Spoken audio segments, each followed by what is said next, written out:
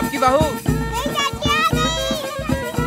বিয়ে করে বউ নিয়ে বাড়িতে গিয়ে ছেলেটি দেখে বউটি তার নয়, ঘোমটায় মুখ ঢেকে রাখা মেয়েটি অন্য কেউ। ছেলেটির মাথায় হাত, তার বউ কই গেল?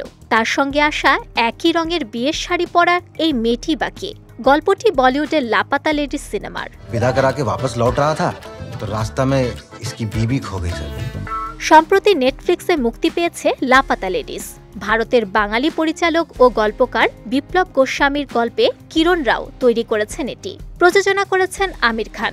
আলোচিত এই সিনেমাটির গল্পকার বা স্ক্রিপ্ট রাইটার বিপ্লব গোস্বামী। লাপাতা লেডিসের সবচেয়ে বড় সম্পদ এর গল্প।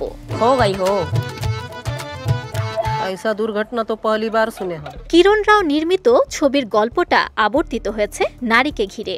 সেই নারীদ্বয়ের চরিত্রে আছেন নিতাংশী গোয়েল ও প্রতিভা রান্তা। তারা যার যার জায়গায় মুগ্ধ করেছেন বটে, তবে ছবিটিতে অভিনয় করে যিনি রীতিমতো বিস্ময় জাগিয়েছেন তিনি স্পর্শ শ্রীবাস্তব। দীপক চরিত্রে তার অভিনয় মুগ্ধ করেছে সবাইকে।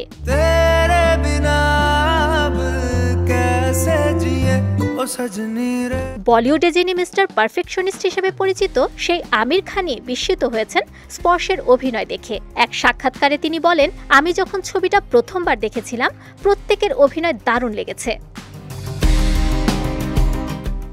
সাধারণ দর্শক থেকে সিনেমা সমালোচক সকলের কাছ থেকে ভূয়সী প্রশংসা পাচ্ছেন স্পর্শ। শুধু তাই নয়, নির্মাতা কিরণ রাও মনে করেন এই মুহূর্তে ভারতের সেরা অভিনেতা স্পর্শ শ্রীবাস্তব। এক টিভি চ্যানেলের সাক্ষাৎকারে এমনটাই জানিয়েছেন কিরণ।